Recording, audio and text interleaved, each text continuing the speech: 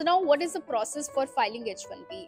The first step for filing H1B visa is the electronic registration. So starting 2020, USCIS has basically required people to register electronically, and once the registration is done, then the lottery basically happens. So once you register online, there are certain statuses that are visible on the online portal. So let's see what are the statuses. The very first status is that your registration is successfully done and you are being considered for the lottery selection. The second status is not selected. That means whatever registration process your employer has performed, and the USCIS has conducted a preliminary examination, and through that examination your application doesn't seem fit for the H1B petition. The third status could be that your registration is invalid. So that could be possible if you have filed multiple applications. In that case, if USCIS finds that the person has applied multiple times, all your applications will be deemed as invalid. Last status could be invalidated failed payments. That means in that case the registration was successful but somehow the payment did not went through.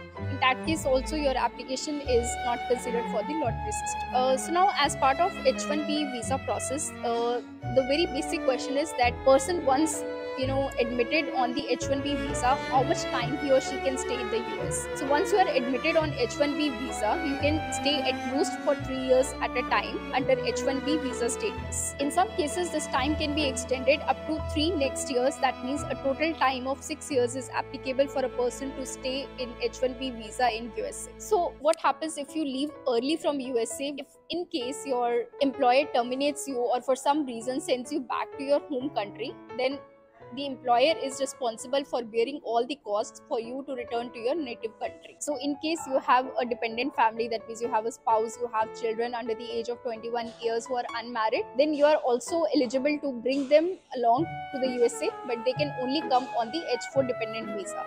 So H4 dependent visa means they cannot lawfully work here in USA, but they can come, they can study, and there are several things that they are eligible for doing, like applying for a driver's license, applying for credit debit cards, opening a joint bank account, and they can also study on F1 visa or even on H4 visa. Continuing with the process, once your employer has filed the registration with USCIS, the registration is filed only annually, that means once a year in the month of March, and the lottery selection happens in the month of April. In the very first week, you will be able to get the results whether your name has been selected in the lottery or not. So once the lottery selection is done, the next step is to file the petition. Also, please note that for the registration, only very basic details are required by the employer, such as your name, your date of birth, your passport number, your education qualifications.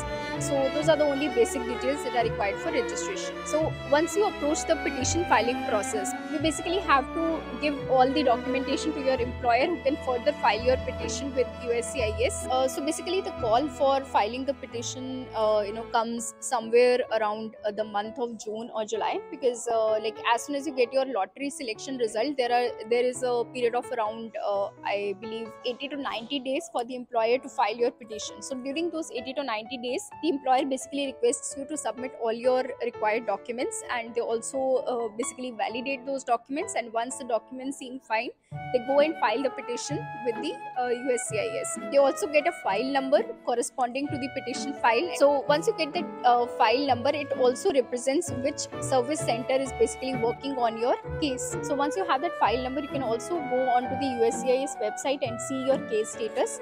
Usually the case status is also updated somewhere between 2 to 3 months, and I think the maximum it can go to is 6 months. So once you have your case status updated in the USCIS website, and you also get the result from your employer saying like whether your petition has been approved or not, and once that is approved, you can go on to the next step, which is the visa interview process. In case your petition is approved and your case status is updated on the USCIS website, it's good, like you can go ahead and apply for your visa interview. But in case there is some more documentation which is required by USCIS to approve your case, then they might require for certain evidence.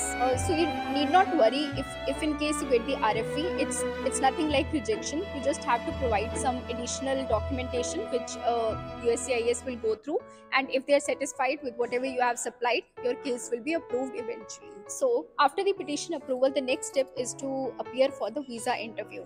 So now at this point of time, that could be either your spouse or your children, which are less than the age of 21 years and they are unmarried, they can also appear for the visa interview simultaneously. So to appear for the visa interview, the first step is to basically fill the DS-160 form and get the DS-160 confirmation, without which you cannot go ahead and book your slots for the visa interview. The next step is to pay the fees for the visa interview. Once that is done, the next step is to book your slots. So please note that for the visa interview, there are basically 2 days of interview. One is the biometrics, the other one is the counselor interview. That means you have to basically book slots for 2 days. Either that could be the adjacent days, or there could be a gap of few days between the 2 slots.